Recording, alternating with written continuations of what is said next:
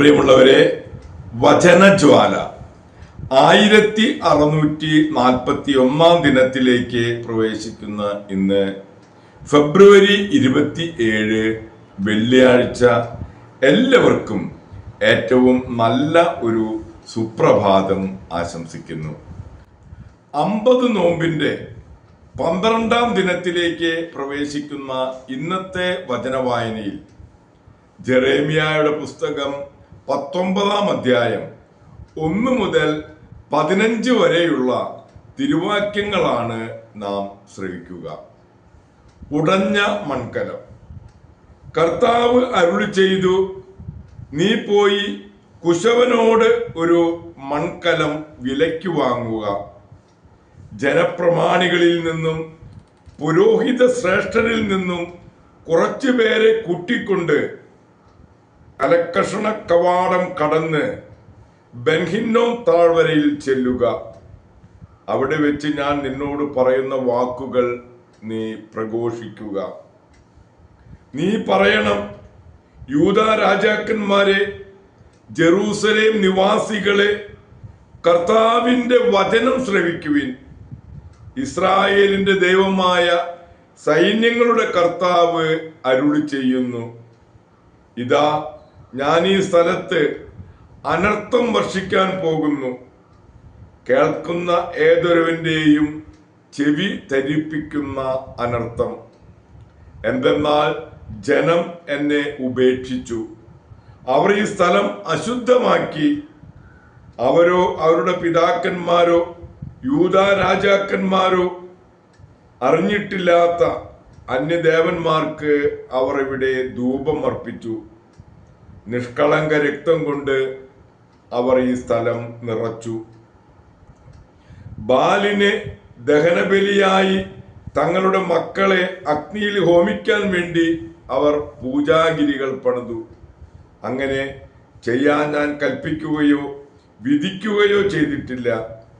അങ്ങനെ ഒന്നിനെ കുറിച്ച് ഞാൻ ചിന്തിക്കുക പോലും ചെയ്തില്ല. കർത്താവ് അരുളി ചെയ്യുന്നു, ഈ സ്ഥലം തോഫത്ത് എന്നോ ബെൻഹിന്നോം താഴ്വര എന്നോ വിളിക്കപ്പെടാത്ത ദിനങ്ങൾ വരുന്നു. കൊലയുടെ താഴ്വര എന്നായിരിക്കും അത് വിളിക്കപ്പെടുക. യൂദയായുടെയും ജെറൂസലേമിന്റെയും പദ്ധതികൾ ഈ സ്ഥലത്ത് വെച്ച് ഞാൻ പരാജയപ്പെടുത്തും. അവയിൽ ജനങ്ങൾ ശത്രുക്കളുടെ വാളിനിരയാകും. അവരെ വേട്ടയാടുന്നവർ അവരെ വെട്ടിവീഴ്ത്തും.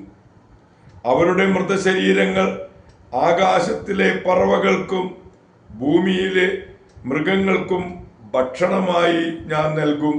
ഈ നഗരത്തെ ഞാൻ ഭീകരവും അവജ്ഞാപാത്രവുമാക്കും.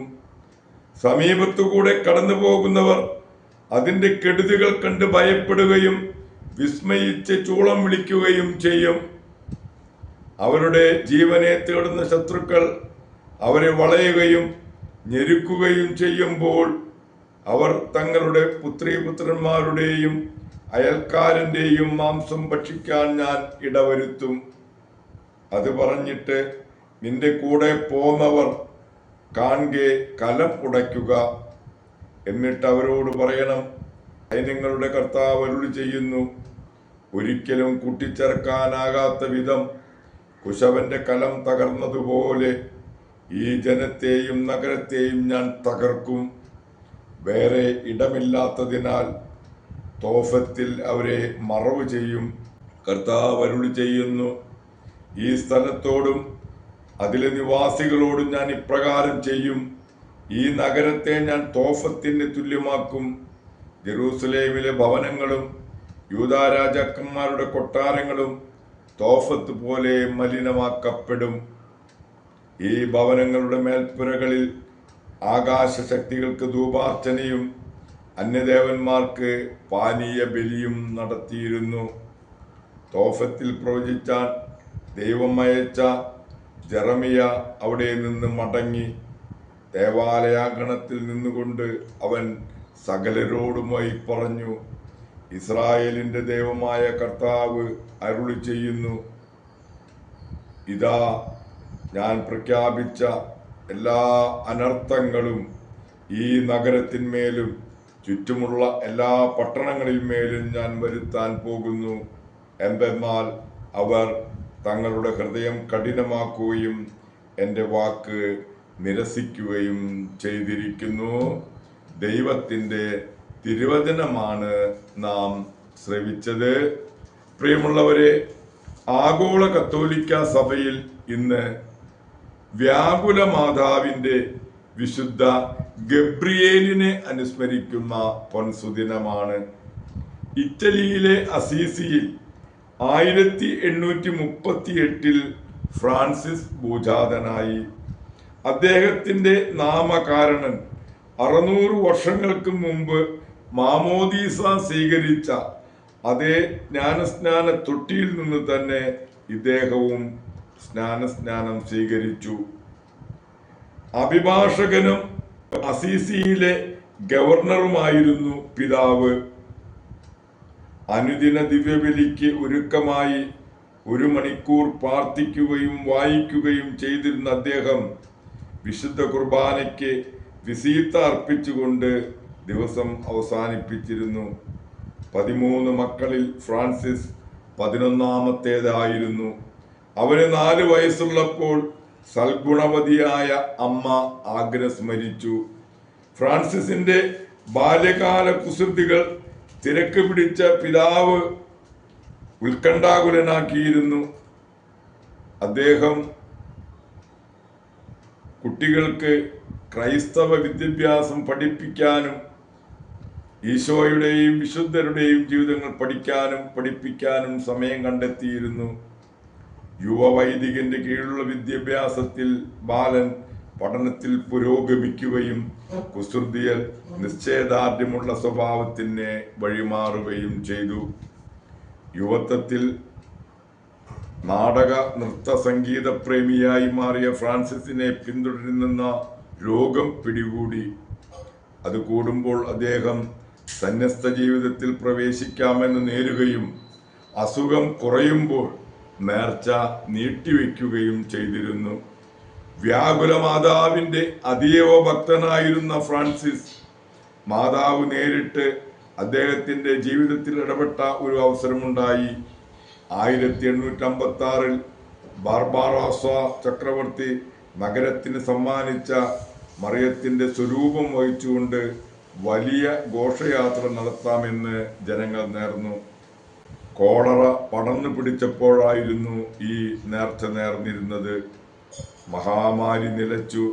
പരിശുദ്ധ കന്യകാമറിയത്തിൻ്റെ സ്വരൂപം കടന്നുപോയപ്പോൾ മുട്ടുകുത്തി നിന്നിരുന്ന ഫ്രാൻസിസിനെ മറിയം ഒന്ന് തറപ്പിച്ചു നോക്കി.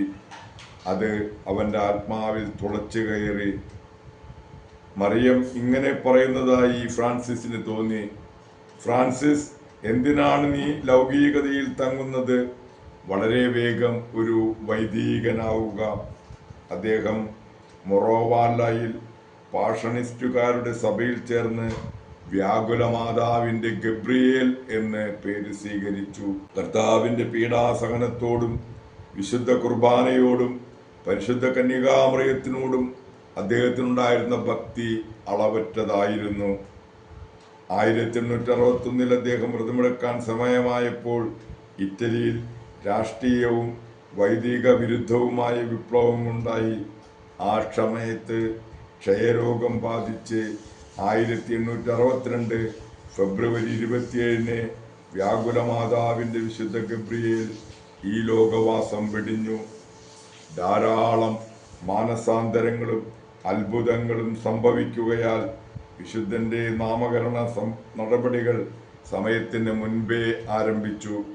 1908 മെയ് 31 വാഴ്ത്തപ്പെട്ടവനായും 1920 മെയ് 31 വിശുദ്ധ ഗണത്തിലേക്കും ഉയർത്തപ്പെട്ടു.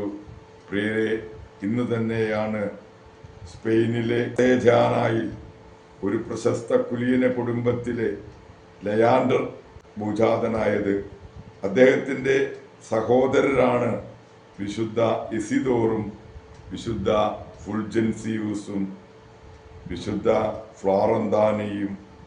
ഈ 2 സഹോദരന്മാരുടെയും സഹോദരിയെയും വിശുദ്ധിക്ക് ഉത്തേജകമായത് ലയാൻഡറിൻ്റെ മാതൃകയായിരുന്നു. മെത്രാനായിരുന്ന വിശുദ്ധ ലയാൻഡറിൻ്റെയും വ്യാകുലമാതാവിൻ്റെ വിശുദ്ധ ഗബ്രിയേലിൻ്റെയും മാധ്യസ്ഥം യാചിച്ചുകൊണ്ട് ഈ നല്ല ദിവസത്തിലേക്ക് നമുക്ക് പ്രവേശിക്കാം. എല്ലാവർക്കും നല്ല ഒരു വെള്ളിയാഴ്ച ദിവസം ആശംസിക്കുന്നു. ദൈവം നമ്മെ ഓരോരുത്തരെയും സമൃദ്ധമായി അനുഗ്രഹിക്കട്ടെ.